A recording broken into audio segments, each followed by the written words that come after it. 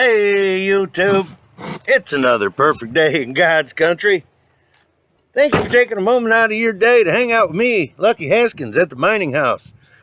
We had a wonderful Halloween yesterday, spent the whole day with the family, and went to a big old parade at the school where all the kids wore their costumes and walked around on the football field and all of that kind of stuff. And now everybody's going, what? Lucky sends his kid to school?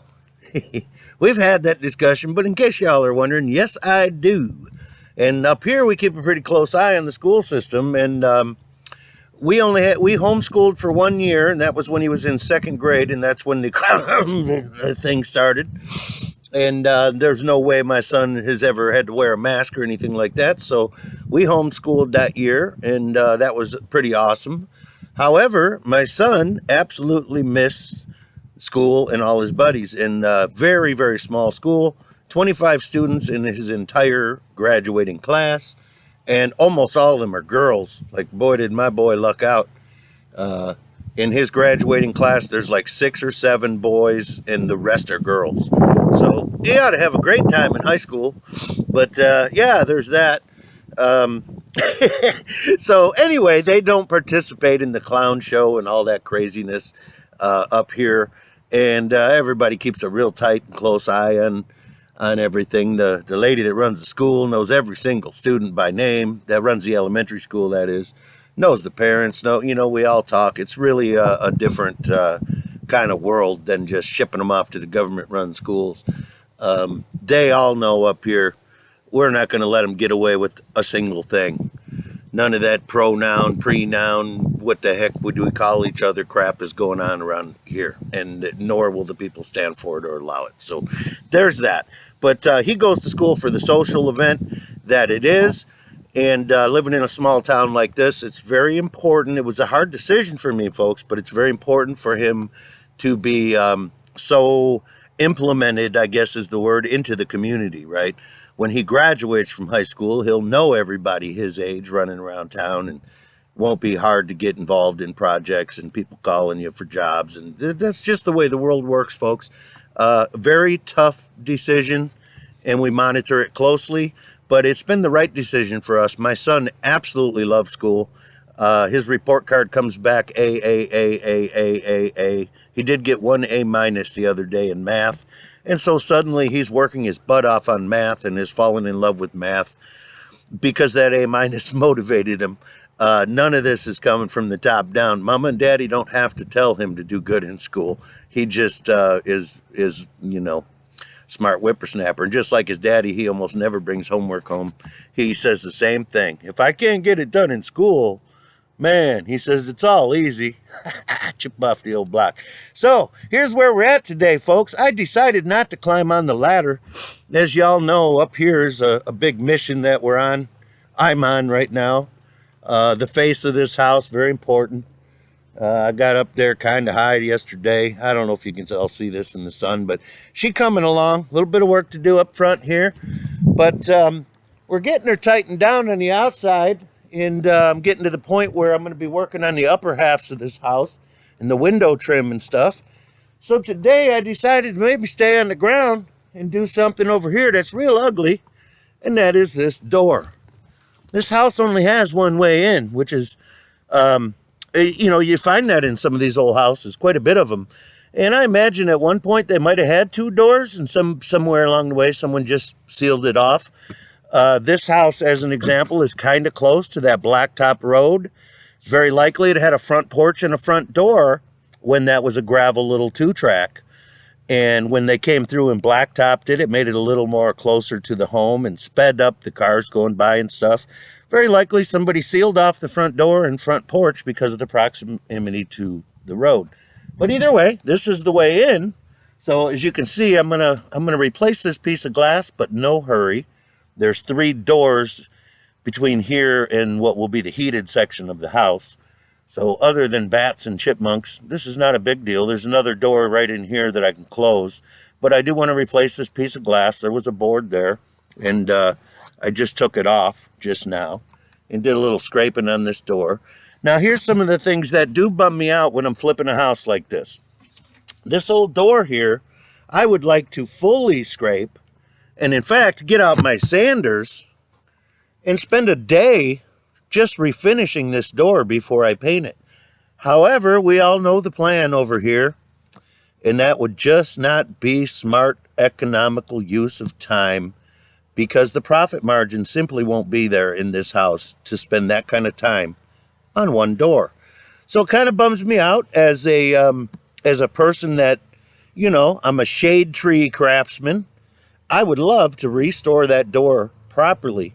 Just can't do it, folks. There's just no, you know. So what you do is you scrape all the loose stuff off, and then you slap the paint on real thick over that stuff. And it, you know, it is what it is. It'll look a million times better, and that's the way I have to do stuff like this sometimes. As you can see, if I was to want to fully, beautifully restore this house, I could spend, you know, I could spend an hour in this corner behind me, right? So, or a day. So you got to kind of pick your battles and whip your way through stuff. What I do is I start with what's the ugliest, right? So anyway, the reason I fired this up and is going to show you this, because I'm going to repaint this door. So hopefully you'll get to see a before and after. And then as we come in, like I told you, here's another doorway. And I might paint this door jamb in the same color I'm going to paint this door.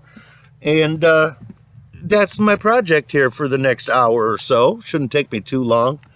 And like I said, unfortunately, you know, I'm in a situation where I kind of have to half-ass it, but it will make a huge improvement.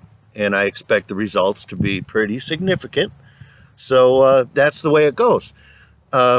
You know, if I was buying this house for a relative of mine to live in or something, or me to live in or something like that, and I had the luxury of hanging out here and restoring all of this stuff, I would absolutely have my DeWalt tools spread all over the place and some sawhorses out here, and I would go to town and enjoy myself. But I would lose my ass profit-wise, because the amount of labor and effort I would put into little teeny things like the front door, right? So we got to slap some paint on her, folks, because she's ugly. So that's it. Thank you for joining me this early afternoon here at the mining house. It is another perfect day, my goodness. And shout out to my friend Super Cal. I believe her name's Melissa. I don't want to get that wrong. Super Cal, been a friend of this channel for a while, and we talk a lot in chat rooms and stuff. And one of my southern friends, and I certainly appreciate the story she just laid on us.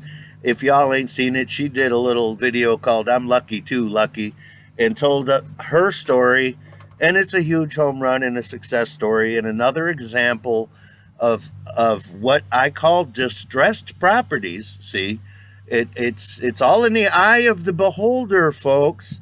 There is a huge percentage of the population that if a house sits vacant enough for long enough and has a little bit of things that need to be done, it scares them to death.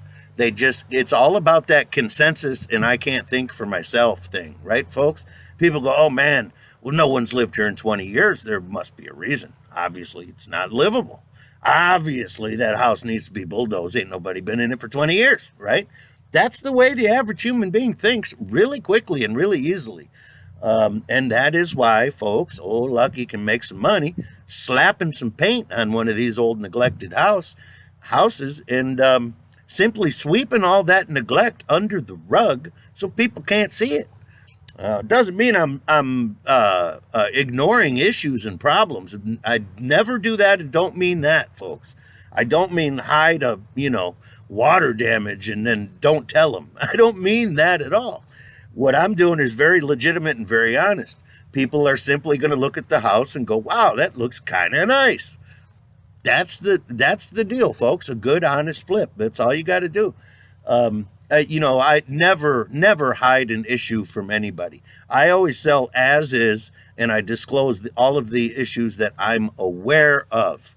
I start there. Like I just sold a farm last year, and it needed foundation work. So the very premise of my ads, and when people call, right away, bad foundation, needs foundation work. Okay, you got this before you even come look, right? You get it, folks? Don't Don't put yourself in a position where you got to be dishonest and lie to folks and stuff. It's not necessary, and it's not a good way to make a living. If you're making a buck off someone else's back, you ain't doing it right. You take the dime that you earn and you move along. Ask yourself, who can I help today, folks? And most importantly, stay true.